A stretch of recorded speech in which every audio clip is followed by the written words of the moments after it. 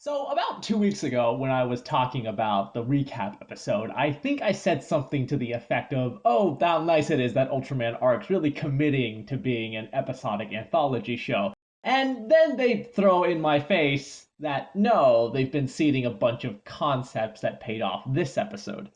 Why was Givas drawn to Earth? To look for an energy source, which is probably the Onyx.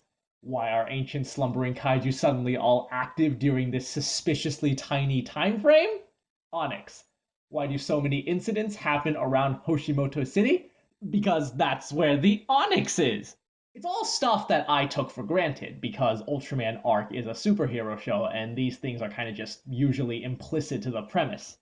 But they've taken it and made it part of the forefront narrative and the world building, which is really nice. Oh, and Ishido is definitely more of a skip member than a GDF member at this point, just given his willingness to reveal sensitive, top secret information to the cast.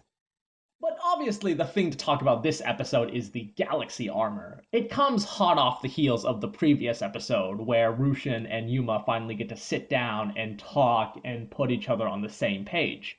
In doing so, Yuma's worldview is expanded to encompass the broader universe, and so this new armor is appropriately themed after a galaxy, as opposed to celestial bodies like the sun and the moon that be more familiar to Earth dwellers.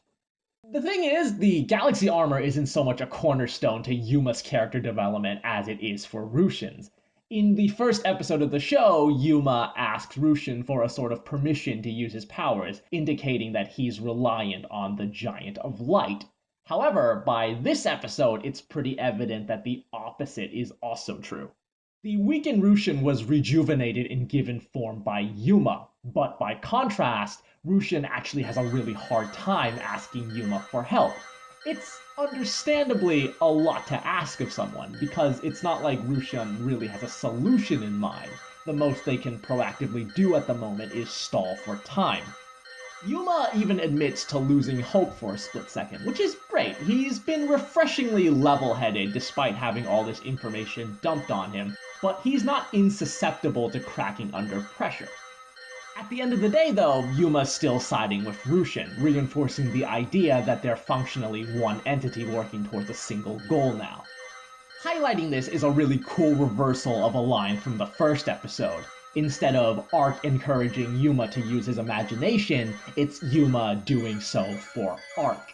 They're doing the same thing for each other, and together that brings them to their apex. It's magnificent.